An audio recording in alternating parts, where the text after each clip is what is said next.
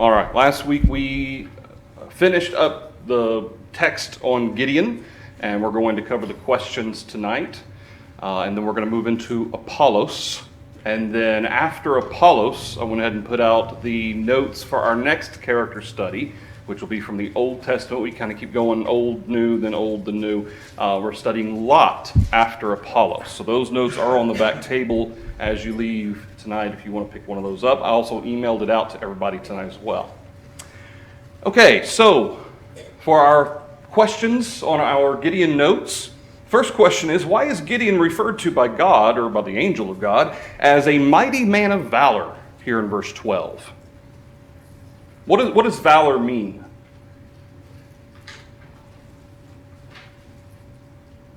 Upstanding. Okay, upstanding. There's a component of integrity. What else?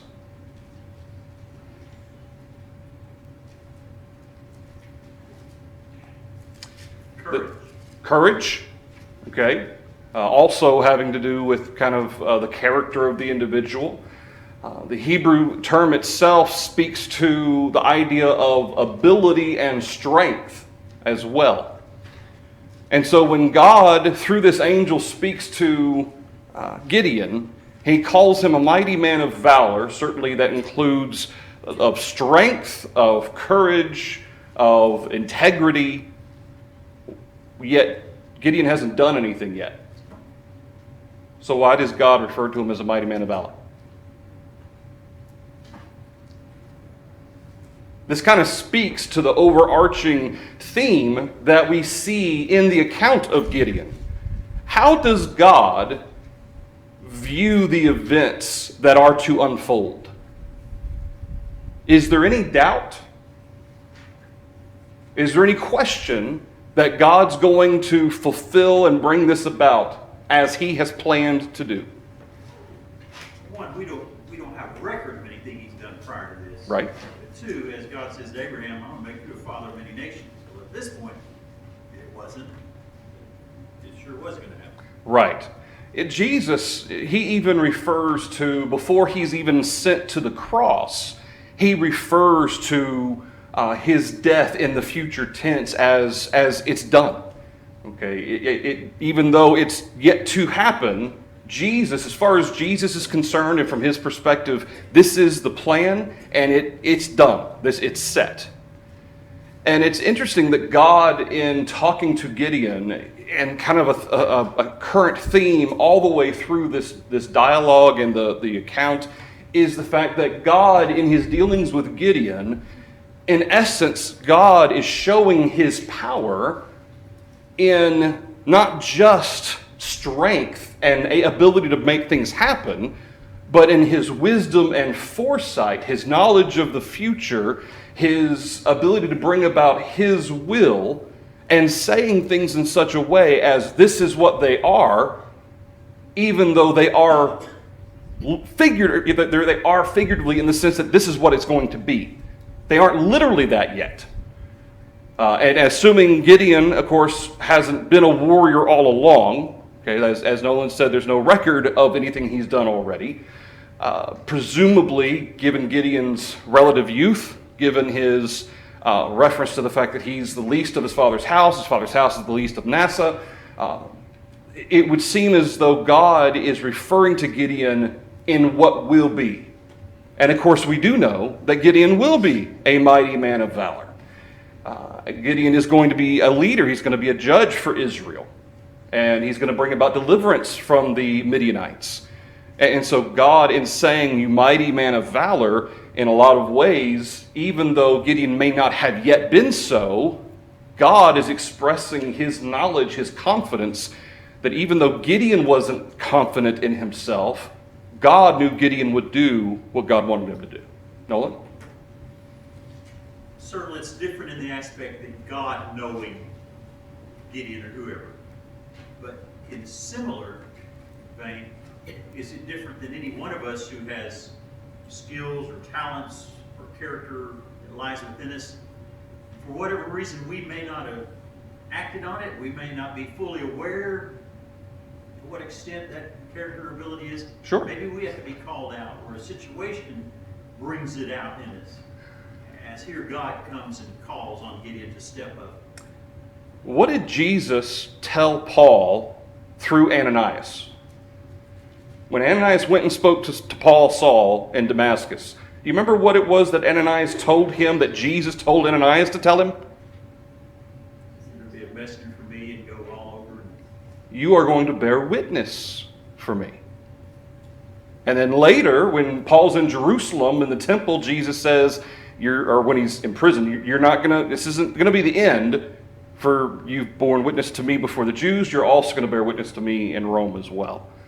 And so, even while Paul was a persecutor, an insolent man, as he called himself, fighting against the church, God knew full well what existed within Paul. And given the opportunity to realize that he was kicking against the goads, Jesus knew exactly how Paul was going to respond. And that this is what Jesus wanted him to do. And so, yeah, from that perspective also, God knows the full potential within all of us. And what we're fully capable of doing, even if we aren't fully capable or aren't fully realizing that we're capable. I think that's certainly a component of that. Moses is another example. Even though Moses came up with lots of excuses, God gave him every tool, every piece of equipment he needed to do what needed to be done, and Moses was able to do it. But there's several examples of God utilizing individuals who are not just perhaps the weakest of their father's house or the least, or the individuals who lack self-confidence or who are humble. Of course, Moses ironically refers to himself as the most humble man on earth. Despite that, we have the humility certainly of Gideon, of Moses, even of Paul. I think you consider Paul being very humble in that he was always seeking to serve God. He never took anything more on himself than he should have. In fact, he was constant in being aware of that.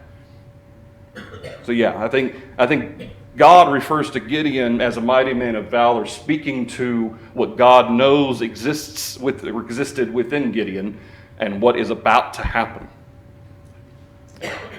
signaling the power of God that will come through Gideon, what he does. Of course, there's also that point, the Spirit of the Lord comes upon him, maybe you were alluding to. Yep. So it's not only Gideon. Sure. I mean, he has to have the faith to carry it out. Sure. And Gideon does. Gideon does, do as God commands him to do. Does that mean that Gideon was immune to being afraid? We see that later on in chapter 7, right? When God even gave him the option. But if you are afraid to go up against the camp of the Midianites, you go down, take this person with you, and just listen to what you hear. And of course, they overheard the two soldiers talking about the dream that soldier had. All right, why does Gideon need so much proof? We see in chapter 6 and in verse 17, Gideon asks for evidence that this truly is from God. Later on in verse 36, we have the piece of wool and the dew, and kind of twice Gideon tests God in that. And then in chapter 7 and in verse 10, again, Gideon goes down to the encampment of the Midianites because he was afraid. Well, even before 7, verse 17 and 13, it feels like God's abandoned us. Yep. I mean, if I felt that way, I want a little bit more confirmation. Okay. And of course, it's notable that it wasn't that Gideon didn't think God didn't exist, or that God lacked the power or ability. It was that he believed God had forsaken them. And, he wasn't entirely wrong. The people had turned away from God, which is why these things were happening in the first place, because they were no longer serving God as they were supposed to. So it wasn't that Gideon was entirely wrong there in verse 13.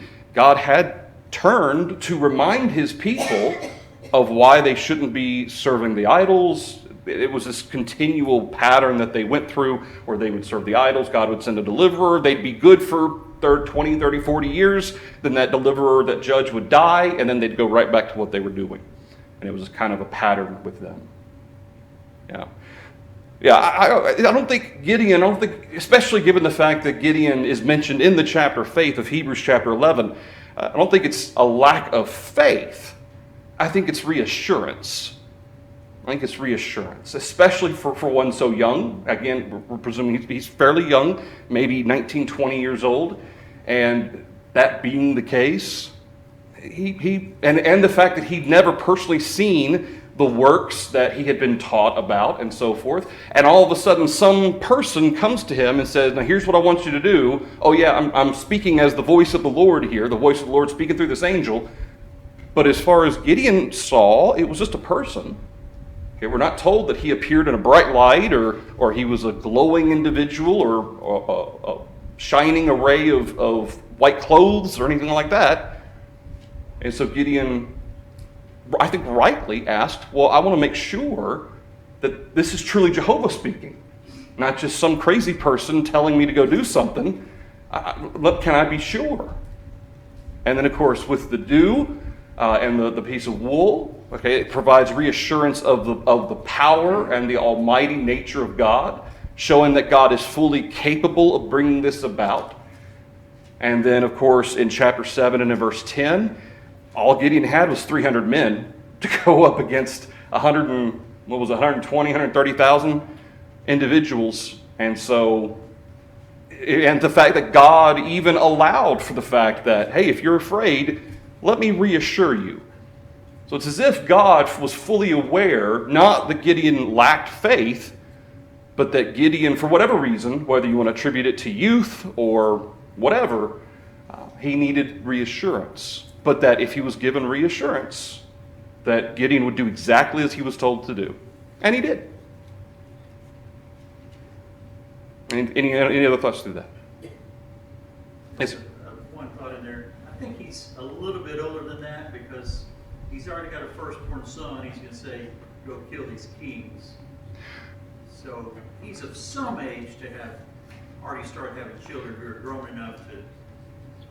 Well, yeah, it could be. There's some thought as to how much time passes between chapter 6 and chapter 7, that there may have been some time there between the time when he tore down that altar to the time that he went up against the army of the Midianites. But it is possible. It is possible he was older than that, but still, of a need for reassurance.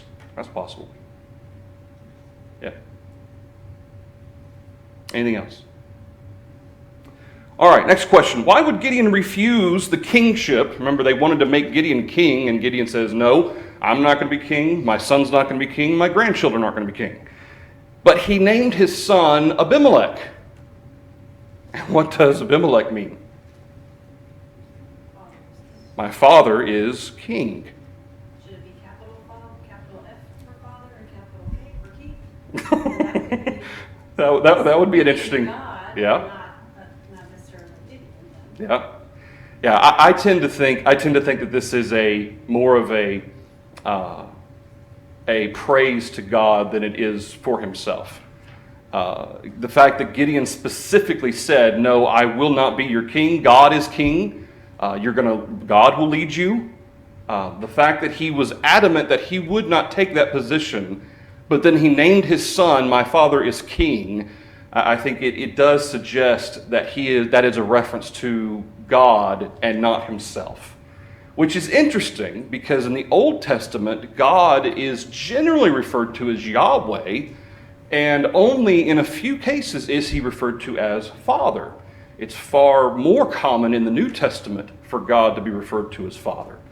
But that's not to say that God never is addressed as Father. The Psalms on a regular basis, fairly regular basis, refers to God being as a father, certainly a protector.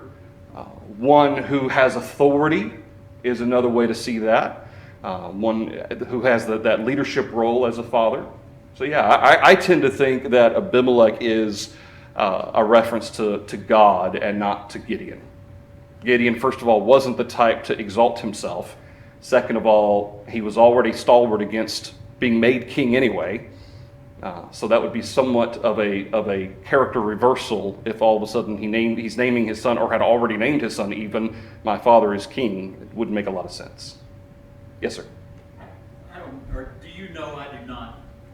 If you were born of a concubine as opposed to a wife, was that looked down upon or lesser, frowned upon or whatever?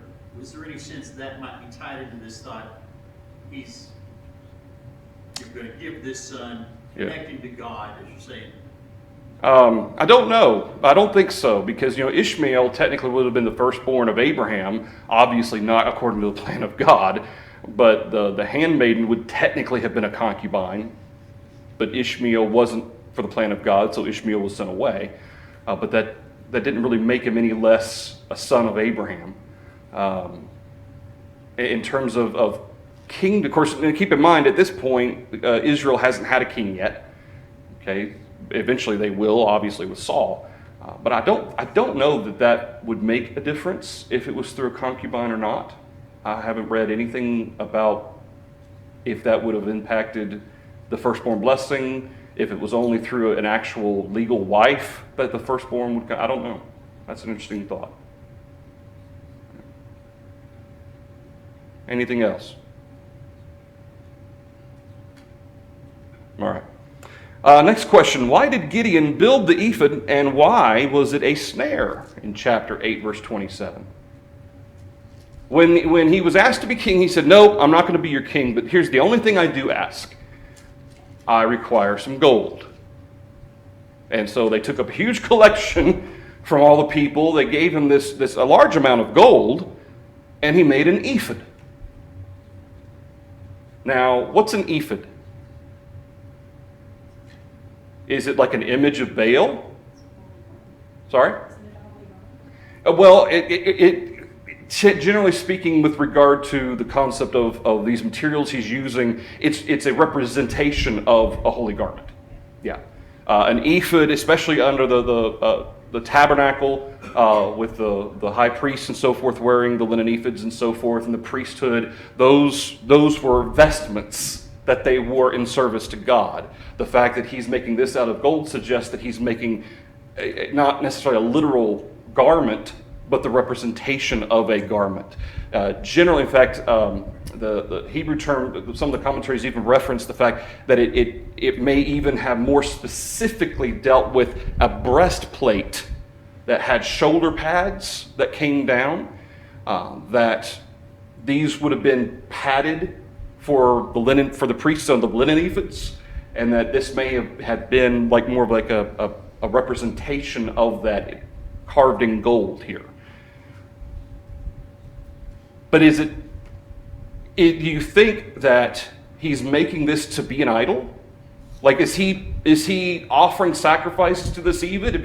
Is he suggesting that this is God? I mean, I don't see that. Do you? It's the phrase, he put it in his city. Maybe it's put on display, or the square, town square, or something. The thought that here's a thought. It's in contrast to his denial of being king. Now, just the thought that these individuals wanted him to be king, wouldn't you think that was an honor? Okay, if all the people asked you to be king, okay, wouldn't that speak to your ability to lead? Okay, people recognize that you're a leader, they respect you. And then Gideon says no, but here's what I would like. And it almost sounds as though not necessarily that this was a statue of himself, but maybe more of a statue in remembrance of the events that took place. Some commentaries suggest it was actually a statue of Gideon, that all he wanted was a statue of himself in the city square. That still doesn't really sound like Gideon necessarily. I tend to think maybe it was more of a memorial, more of a representation of the battle that God gave us, the victory that we were given. And of course, would that also bear remembrance that Gideon was the one who God used to bring about this victory? Sure. But I don't necessarily buy into the idea that Gideon was exalting himself. I think it was more along the lines of it represented kind of a statue of a memorial. But what ended up happening? It became a snare. Not necessarily while Gideon was alive. In fact, we're told at the end of chapter 8 that while Gideon was alive, Gideon judged the people, everything was good, but then as soon as Gideon died, what happened? They went right back to the Baal worship. Okay? And so I wonder if, especially given when we talked about Ophrah already and their penchant for having objects of worship, okay, Gideon already had to tear down the Baal and the wooden statue or wooden object that was next to it, the altar to Baal. It makes me wonder if what happened was, while Gideon may have had the best of intentions in perhaps setting up a memorial that when people looked at it, they would remember the victory of God through the hand of Gideon through the hand of God. But what ended up happening was it became an object of worship rather than something to bring to their minds what God has done. And I tend to think that fits a little bit better with the character of Gideon than to think that it was some sort of a statue to himself. I mean, it could have been, but I don't think that it was. Thoughts or comments through that? Yes, sir. You mentioned the reference here as with many of the judges, as long as that guy was alive, everything was good, so to speak. It makes me think of Peter's writings. As long as I'm able, I'm going to put you in remembrance. Put you in remembrance. Put you in remembrance. Because Peter, you'll also be gone. The apostles will be gone.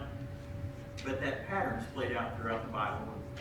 Absolutely. So one of the most important things that we can do is just keep reminding each other of God and absolutely and the right things. Well, and God has instituted a memorial by which we remember something. What is it?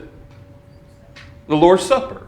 Okay, but notice that in contrast to what a lot of temples or cathedrals have in their buildings, in their worship, sometimes they even have depictions of Jesus looking down off the cross. And people will, when they walk up to it, they'll bow, they'll pray before it. And instead of it being, again, the thought process is, well, it's just a depiction. It's just to kind of put you in the mind of this is what Jesus did. But then what happens? What does it become? It becomes an object of worship. And that's the wisdom we see in God's Word. Is there at any point in the New Testament any reference to the saints when they gathered together having a special statue or having a special picture or an image of Jesus? Nothing. In fact, the memorial that is meant, in fact, even in the memorial that God did command, even that was taken out and made other than what it should have been in 1 Corinthians chapter 11. And Paul had to condemn the Corinthians there and remind them what the Lord's Supper is really about. So it's almost in man's nature to take even those things with the best of intentions and twist them and turn them into something that they shouldn't be. Ben? I think about some of the other times in the Old Testament where they memorialized something, but they put an altar there. Yeah. And even though the altar may have been for Jehovah, a lot of times it got turned into an altar for a different god. Yeah. Think about the high places. Remember when the kingdom split, and instead of allowing the people to go to Jerusalem after Judah and Israel split, they built high places in Dan. And what was the other place they built the high place? Dan was the south. Who was in the north? Bethel. Okay, they built those high places. And even though the best of intentions, despite the commandments given regarding the tabernacle, even with the best of intentions to give Israel a place to worship, what ended up happening with those high places? They became places of idolatry. Places of idolatry. And so, yeah, this, and whether you want to call it human nature, or maybe it was something specific to the Israelites simply because we see it over and over and over again, regardless, there's a great wisdom that God had, even at the time, to keep the tabernacle mobile while the people were traveling. And then, of course, David eventually built a permanent dwelling for the tabernacle, but even the temple itself became an object, almost an object of worship in and of itself, in that Israel says, this is where Jehovah is, this is where our God is, despite the psalmist saying that God does not dwell in temples made with hands. So even the temple itself, which housed the tabernacle of the Lord, by which they served Jehovah through the priesthood, it became an object of worship. It became more than it should have been. So there's a lot of wisdom in showing, the only truly physical component of our worship, of New Testament worship, really is the Lord's Supper, and separately and apart from the Lord's Supper, giving of our means. Well, that would be a physical component as well. But that's really the only physical component there is. We sing with our voices. We also sing with our hearts. We pray. We teach God's Word. But in terms of actual physical elements in worship, it's the bread, the fruit of the vine, and to another different degree, the giving of our means. Nolan. It seems the Jews or Israel were not the only ones with that difficulty. In Jesus' day, throughout his preaching, they're interested in the physical, drawn to that. He says, I'm about the spiritual. I'm trying to teach you something over here, and they wouldn't make the connection. We look at religions and congregations around us today. They're about the social gospel and food and fun and games and experience. Yep. Absolutely. All right, anything else through that one? All right, last question on Gideon. What characteristics should we seek and not seek, or not seek to emulate? Let's start with seek. What characteristics of Gideon would you look at and say, I need to be more like that in my life?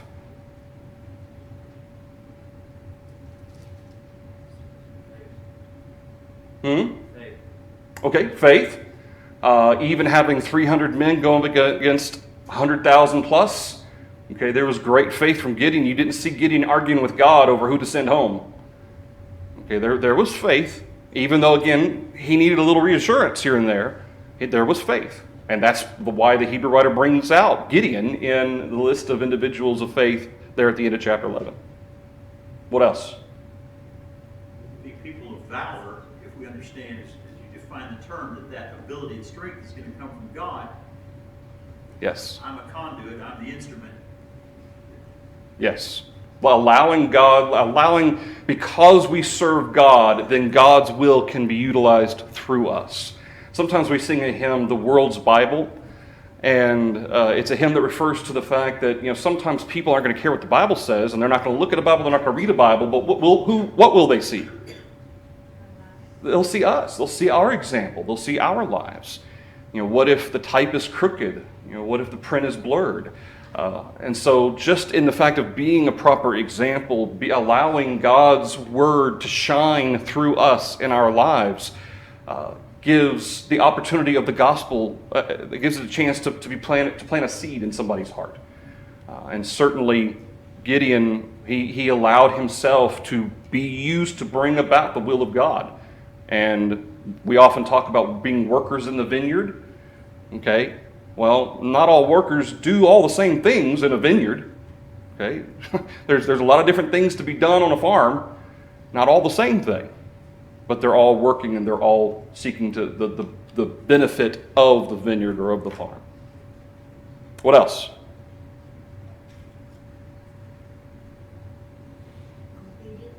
Obedience. Yep, obedience. Of course, faith and obedience are two very important concepts that go together in Hebrews 11. By faith, the people of faith did what? They obeyed. Okay, they did what God told them to do. Faith and obedience go hand in hand. Of course, James says faith without works is dead. What might we not seek to emulate? Can I add one other before we... Yeah. I don't think this is all enumerated, but the very last verse, all the goodness he did to Israel. Yes. Whatever all that entailed, he was about it and influential as it throughout his 40 years. Right. He was not only a servant to God, but he was a servant to his people. Right? And isn't that what we're supposed to do as well? We're servants of God, but we're also to be servants of our brethren. We're to serve our neighbor. Okay, we're to have a mind of a servant. And Gideon, especially when faced, and I think you could add this as well, he was humble in the face of people seeking to give him adulation and give him authority over them, what did he say? God shall rule over you. God will do it. And that God should do it. And that's the way it should be. Of course, eventually the people, kept at it until Samuel, finally ended up having to appoint Saul, because God says they're rejecting me, not you. All right, what are some characteristics maybe we wouldn't want to emulate from Gideon?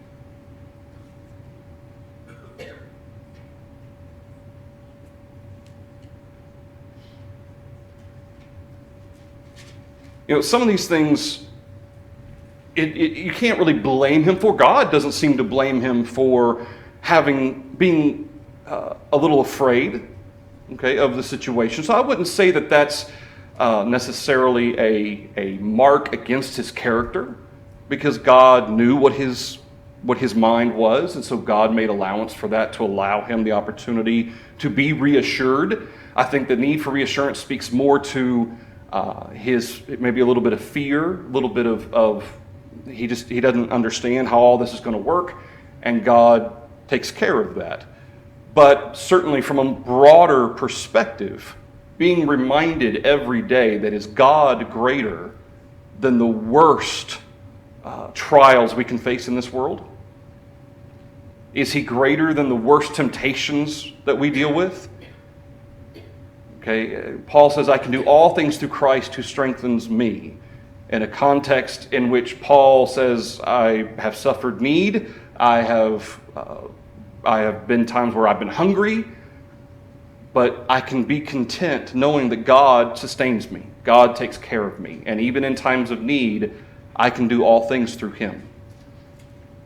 And again, I'm not necessarily saying that that's a mark against, I'm not saying that's necessarily that God condemns it. God doesn't condemn Gideon for it, but we have, I guess you could say, we have an advantage over Gideon and being able to look back over the thousands of years of history of God's dealings with man to see the consistency, to see the power, to see the devotion of the people of faith.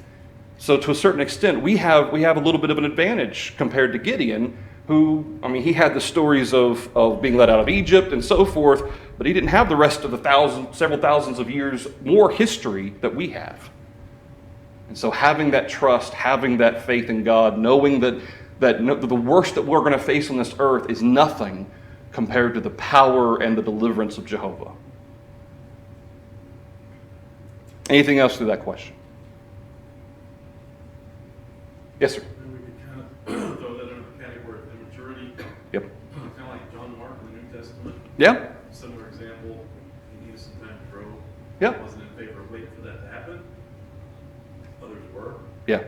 Eventually he got to where he was Profitable. on Paul's side. Right. Absolutely. Yeah, that timidity, that fear that John Mark may have had. Again, John Mark's, is often chalked up to his youth. Not fully maybe realizing what he was kind of committing himself to, and by the time they got to Asia Minor, I'm ready to go home. Certainly that would be very similar to the same situation. Yeah.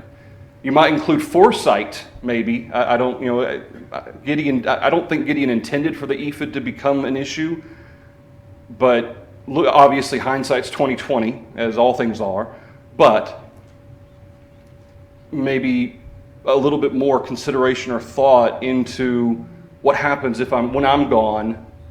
Do I think that the people of Ophrah, who already have a history of idolatry, could turn this thing into an idol itself? Again, God doesn't necessarily. He doesn't. You don't really see God saying this is his fault per se, but it was Gideon who built the ephod. Now, would that have prevented the people of Ophrah from serving idols anyway? Probably not. It just happened to be that was there, so it ended up being the snare. Anything else could have been too. But I guess you could make an application that having foresight, thinking ahead, what kind of impact will my actions have on others? Will it be a lasting impact that will be a good example, or will it be an impact that could be bad? That could be a broad application you could gain from that. Joe? Well, that was kind of the point I was gonna make, but even looking back, seeing that happen in his own family. Yeah. Previously. That's true. That to me is what should have spurred perhaps a little bit more foresight in this, is in looking at his own family. That's true. It was his father's altar. You're right. You're right. Absolutely. Yeah. That maybe that should have caused him to pause and rethink that maybe a little bit. Nolan? Just tying in thought, we can keep asking God for help, Sure. for what you call assurance, faith, or whatever. And I think, just go to the Gospels for a moment. You think about those apostles who, day in and day out, were with Jesus and have seen miracles and heard the teaching, 1,000 times over, whatever. And yet, at some points, Lord, increase our faith. Yeah. They still need it. Maybe in certain situations or circumstances. Sure. As Joe's talking with maturity, you come to understand, I need more, need to get this or do better. Sure. Absolutely. Yeah. All right. Anything else about Gideon? All right. The bell, has the first bell already rung? Well, the second bell is about to ring. So we're not going to start Apollos tonight. So we'll go ahead and stop there about a minute or two early. And then next Wednesday night, we will start Apollos. Lord willing, we will get through Apollos next Wednesday. And then the next Wednesday after that, we will start Lot. Thank you, everybody.